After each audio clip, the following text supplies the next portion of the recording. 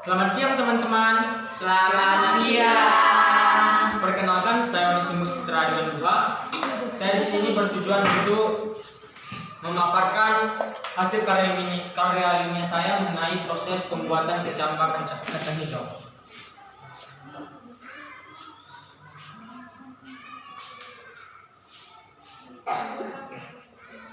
Seperti yang kita ketahui bahwa kacang hijau itu merupakan tanaman palawija yang memiliki banyak varietas dan merupakan salah satu komoditi yang penting karena menghasilkan bahan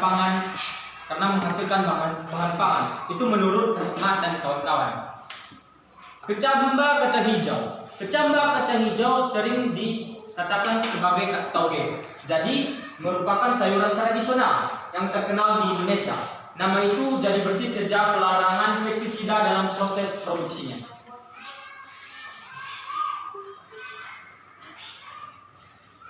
Nah, berdasarkan latar belakang dan judul yang telah saya paparkan, ada pun rumusan masalah yang saya buat. Maka disusun menjadi bagaimana proses pertumbuhan kecambah kacang hijau, di mana bertujuan untuk mengetahui proses pertumbuhan pada kecambah kacang hijau.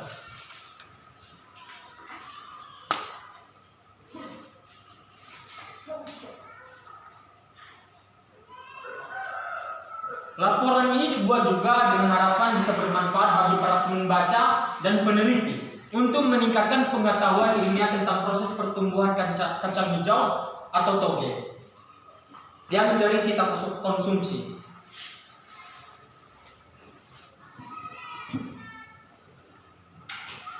Nah, di sini ada beberapa kajian pustaka yang saya rangkum, yaitu kacang hijau itu merupakan tanaman pangan terpenting ketiga dalam kategori kacang-kacangan di Indonesia, di bawah kacang tanah dan kedelai.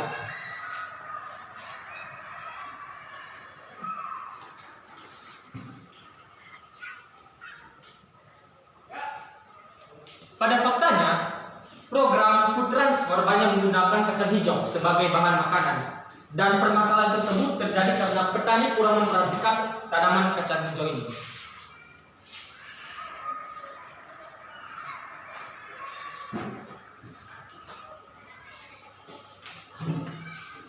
Nah, buat teman-teman semua, metode yang saya gunakan ada beberapa, yaitu tempatnya saya lakukan di rumah pribadi. Waktu penelitian pelaksanaannya dilakukan selama 3 hari, dimulai pada tanggal 29 sampai 31 Mei 2024. Metode penelitian yang saya lakukan yaitu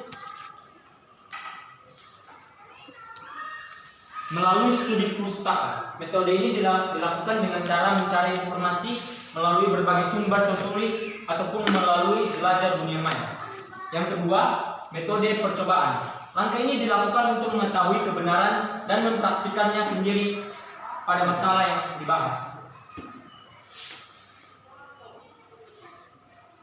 Nah, alat dan bahan yang saya gunakan yaitu biji kacang hijau, wadah atau baskom, wadah berlubang, air, plastik, dan penggaris. Nah, setelah alat dan bahan telah tersedia, maka ada pun langkah-langkah cara pembuatan kecambah kacang hijau.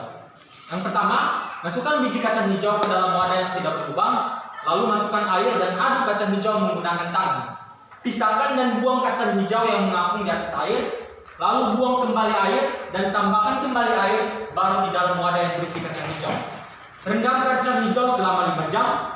Awaskan kembali air rendaman, lalu pindahkan kacang hijau ke dalam wadah yang berlubang. Bilas kembali menggunakan air yang baru. Lalu tutup wadah berlubang dengan wadah berlubang dan lapisi dengan plastik. Diamkan kacang hijau selama 12 jam. Setelah 12 jam, bilas kembali. Setelah 12 jam, bilas kembali kacang hijau, lalu tutup kembali menggunakan plastik. Lakukan proses 8-10 hingga genap mencapai 2 hari. Akhirnya tumbuhlah kecambah kacang hijau yang sempurna.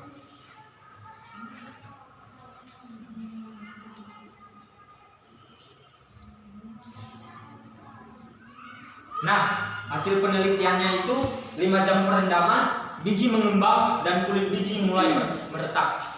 Pada 12 jam pertama dan kedua, radikula atau akar embrionik mulai muncul dari biji. Dan radikula terus membancang, hipokotil atau batang embrionik mulai tumbuh dan memanjang. 12 jam ketiga dan keempat, hipokotil atau batang embrionik mulai tumbuh dan memanjang.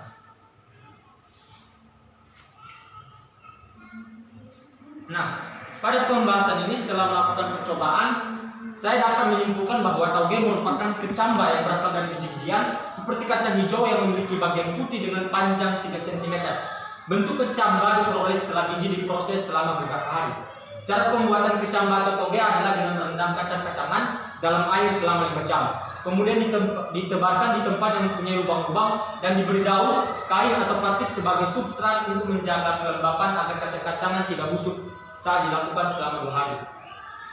Bentuk tauge memang tergolong kecil dibandingkan dengan jenis sayuran lain. Meskipun begitu, tumbuhan ini memiliki kandungan manfaat yang tidak kecil. Sayuran tauge jenis apapun, baik tauge kacang hijau, tauge kedelai maupun jenis tauge lainnya, mengandung banyak sekali senyawa fitokimiawi yang sangat berkhasiat. Di dalam tauge terkandung vitamin B, C, dan vitamin E. Nah, faktor-faktor yang mempengaruhi pertumbuhan perkecambaan pada kacang hijau yang telah saya amati yaitu pertama, kelembapan. Kelembapan ini biji membutuhkan kondisi lembab untuk menyerap air yang diperlukan dalam proses imbisi. Yang kedua, suhu. Suhu ruangan yang ideal 20-25 derajat Celcius mempercepat aktivitas enzim dan proses metabolisme dalam biji. Dan ketiga, cahaya. Pada awal perkecambaan, kecambah kacang hijau tidak memerlukan cahaya karena proses ini lebih bergantung pada cadangan makanan dalam biji.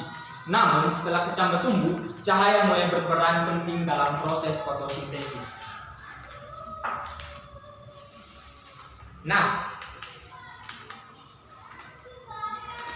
dari hasil semua yang telah saya bahas, adapun kesimpulan yang dapat saya simpulkan yaitu berdasarkan hasil penelitian, ini tidak berubah dengan faktor-faktor yang menyatakan bahwa kondisi optimal untuk perkecambahan biji kacang hijau melibatkan suhu ruangan yang moderat dan kelembapan yang terjaga. Beberapa hasil penelitian sebelumnya juga menunjukkan bahwa kecambah kacang hijau tumbuh lebih baik dalam kondisi gelap pada tahap awal perkecambahan untuk menghindari etiolasi.